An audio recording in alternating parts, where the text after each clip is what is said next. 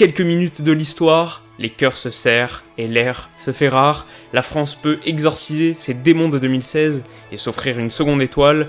La Croatie ne veut pas se réveiller, mais plutôt prolonger le rêve. Pour l'éternité, le reste du monde, avec une pointe d'envie, ouvrira grand les yeux, car demain, c'est le grand soir.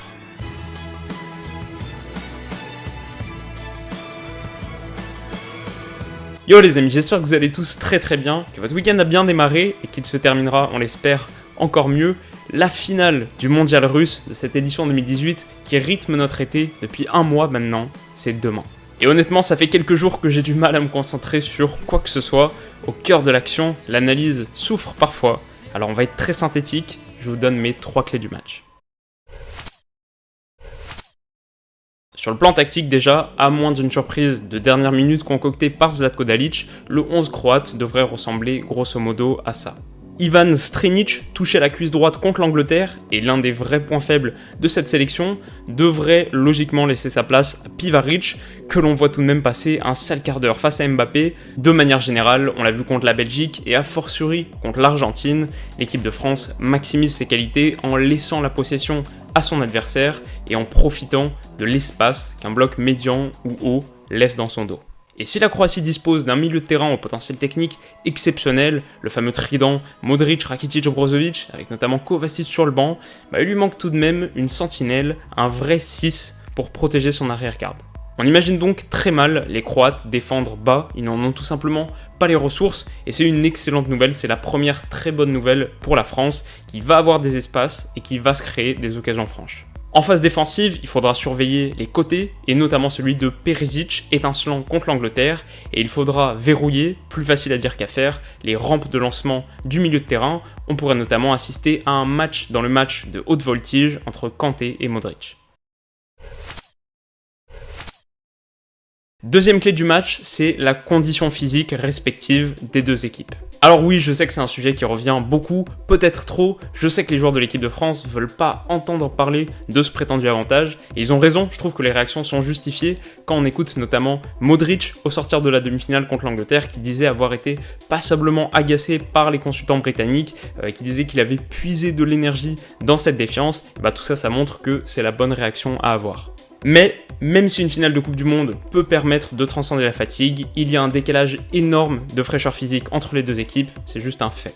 La Croatie a disputé 3 séances de prolongation, 2 séances de tir au but, soit bien plus de 90 minutes supplémentaires que les Bleus, et on a vu contre l'Angleterre que Modric par exemple, qui a disputé la quasi-intégralité des 3 derniers matchs, 265 minutes sur 270, il était à bout de force. Il y a une image après son tacle où il se fait relever et haranguer par un coéquipier, on sent qu'il n'y a plus rien dans le réservoir. Et puis au-delà des minutes en plus, je pense que même la préparation physique des hommes de Zlatko Dalic, elle était différente que celle de l'équipe de France. Je pense qu'elle visait surtout à attaquer fort. On avait une équipe qui à la base ambitionnait surtout de se sortir de son groupe de la mort, qui visait pas nécessairement la victoire finale. Ça, plus le fait que les Bleus ont eu un jour en plus de récupération, tout ça, ça fait un package fraîcheur qui pourrait se payer demain. Dernière clé de la rencontre, et peut-être la plus importante, c'est la force mentale. Pour l'instant, les dimensions tactiques et physiques qu'on a évoquées sont incontestablement à l'avantage de l'équipe de France, mais sur ce point, c'est plus serré.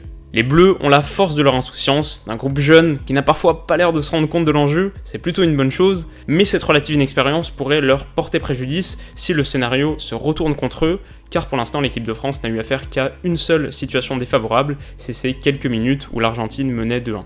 On les voit franchement plutôt mal douter, le seul risque qu'ils rencontrent sur le plan mental, c'est de se retrouver un peu dépassés par la portée historique de la rencontre, pour leur pays, historique pour leur pays, mais aussi pour leur carrière respective.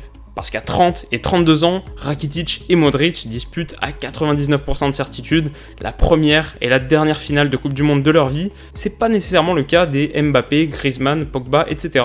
Et ça pourrait jouer. Le dernier point sur le plan mental, c'est que en lisant les déclarations récentes, j'ai l'impression que la leçon de l'Euro 2016 a vraiment servi. Je crois pas du tout à la théorie de l'excès de confiance pour l'équipe de France. Globalement, la posture mentale me semble bonne, avec une conscience de ses qualités, mais aussi un profond respect pour l'adversaire et la certitude qu'il faudra être à 110% pour arracher la victoire. Donc voilà, tout ça pour dire que je donne la France devant sur les points tactiques et physiques, globalement à égalité au niveau mental, mais on a très peu parlé de la qualité technique des deux équipes, notamment défensive. La ligne de 4 croate est assez fragile, tandis que la charnière centrale française brille et ses latéraux ne sont pas en reste, et aucun joueur sur la pelouse ne sera plus effrayant que Mbappé. Pour toutes ces raisons, j'arrive juste pas à concevoir de scénario où la France ne gagnera pas, mais en même temps je suis le foot depuis bien trop longtemps pour être vraiment confiant quand je dis ça, alors qui vivra verra, et si le crève-cœur doit se produire, ce sera horrible, mais ce sera une histoire fantastique pour une Croatie magnifique. Alors mon prono final, une victoire 2-0 de l'équipe de France, un but par mi-temps. Voilà les amis, c'est la fin de cette courte analyse. Dites-moi ce que vous en pensez, quel est votre prono pour le match, et puis surtout, n'oubliez pas de savourer la force du moment, un moment qui se prépare même pour les supporters, un moment à vivre avec les personnes qui comptent, dans des conditions qui vous permettent de profiter à la fois du jeu, du football en lui-même, mais aussi de toute la magie qui l'entoure, un moment qui arrive très vite, alors prenez soin de vous, je vous fais de gros bisous, et on se donne rendez-vous sur les Champs-Élysées. Bon match.